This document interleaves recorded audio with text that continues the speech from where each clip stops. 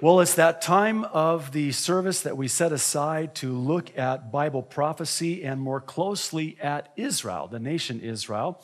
What we did is we kind of started looking at this election in Israel, which started actually 2 weeks ago on a Tuesday, and we were looking at the unsettled chaos that ensued after none of the parties could form a government. Now, it's important to understand that Israel does things very differently than the United States. So it came down to Livni or Benjamin Netanyahu, and it largely depended on who would be able to acquire enough of the required number of seats and actually form a government. In the event that neither party was able to do that, then the president, not the prime minister, Shimon Peres, would appoint the next prime minister and give him X amount of time to form the government, and that just happened last week, and he chose none other than Benjamin Netanyahu, and that's an answer to prayer for a number of reasons, not the least of which is he's clearly the better choice from a biblical perspective. But there are some concerns. Years ago, there was a word of prophecy concerning Benjamin Netanyahu. And it came from within the Calvary Chapels by a Calvary Chapel pastor. Actually, it's interesting.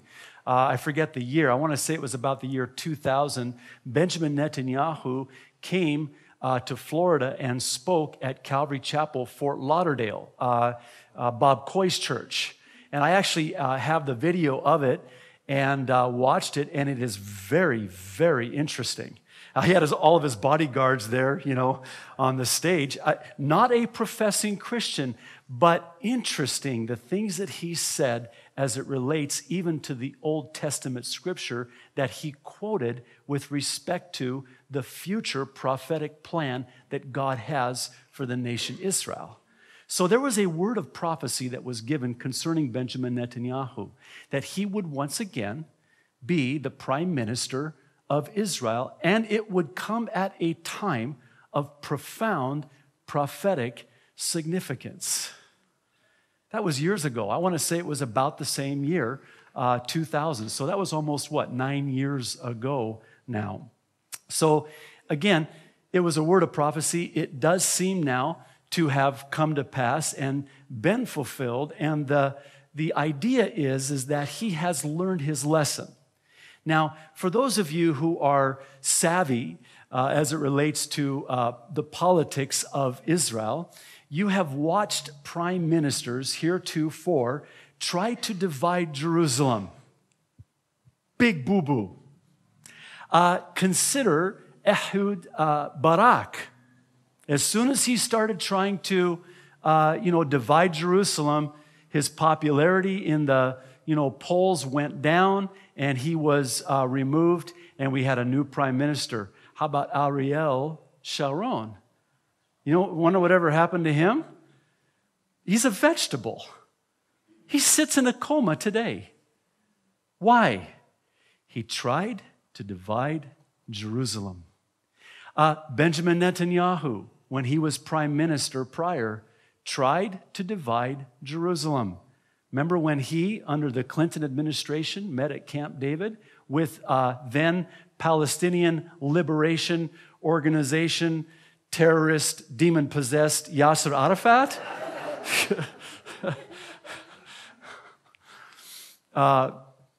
And they tried to, and they brought Jerusalem to the negotiation table.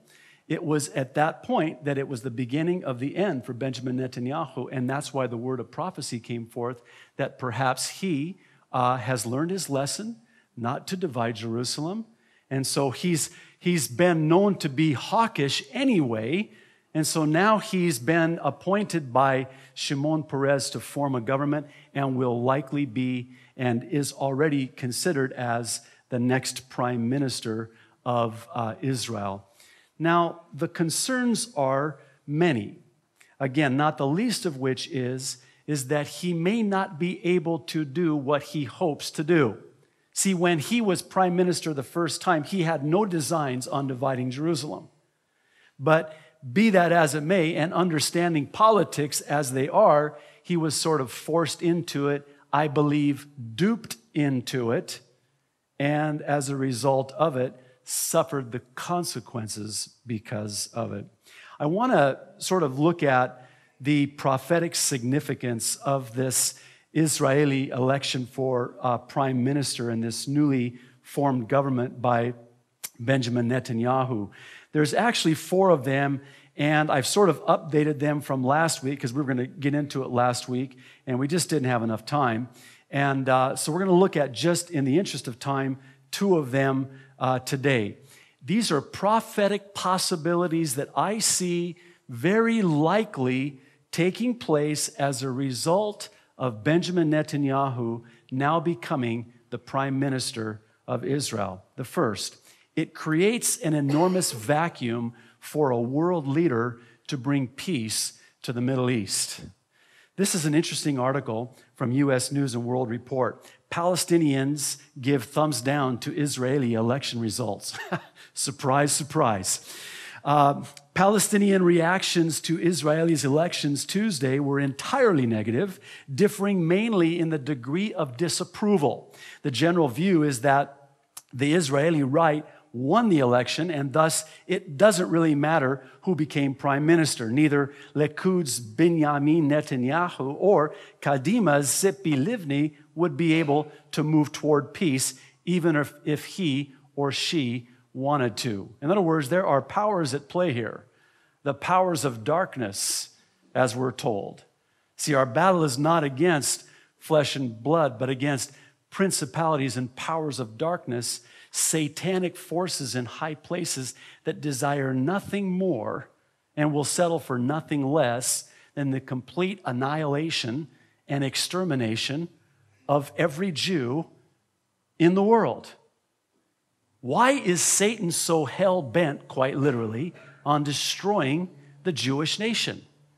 Because you see, if he was successful before Jesus' first coming, he could have, in theory, thwarted Jesus' first coming. He failed, and now is trying to thwart Jesus' second coming. Because you see, when Jesus comes at the second coming, he comes for Israel, who will call for him, their true Messiah, to come. So if you don't have Israel calling for him to come, then you don't have Jesus coming. He will fail. I assume he's read the end of the Bible. It's not a pretty picture for him. He loses, and I don't know why he thinks he can somehow, pull this off. God said it, and that settles it, but he is the father of lies, and you know how it is. When you are a liar, you can become such a good liar, and especially if you're the father of lies, that you can believe your own lie. I think he believes his own lie. I actually think he thinks that he can actually ascend his throne above the Most High. What a lie. He's still trying to do what he did before he was cast out of heaven. How many generations has this been going on? And he's not going to relent and give up. He's going to try until the end. That's why, from the beginning of time, starting with Cain and Abel, Satan has tried to possess one to destroy the one from whom the seed would come. So Cain kills Abel. Then you go through all the Old Testament, and you see with even Pharaoh destroying or trying to, have all of the Hebrew male boys thrown into the Nile River to their certain death. Then you get to the book of Esther, and you have this guy by the name of Haman, short for Satan, tries to issues an edict, or gets King Artaxerxes to issue an edict to destroy and annihilate every single one of them Hebrews. And then, of course, God intervenes for such a time as this. So you go fast forward, and you get to the New Testament, and then you have this King Herod, same thing. And then you fast forward to just the last century, and you have Hitler. And now, in our day, you've got Ahmadinejad. Satan's always had to have somebody in place, because see, Satan doesn't know the day or the hour. So he's got to always be ready for when, this is going to happen. He has to have his Antichrist in place. Now, I believe the Antichrist is in place and ready and already has the pen in his hands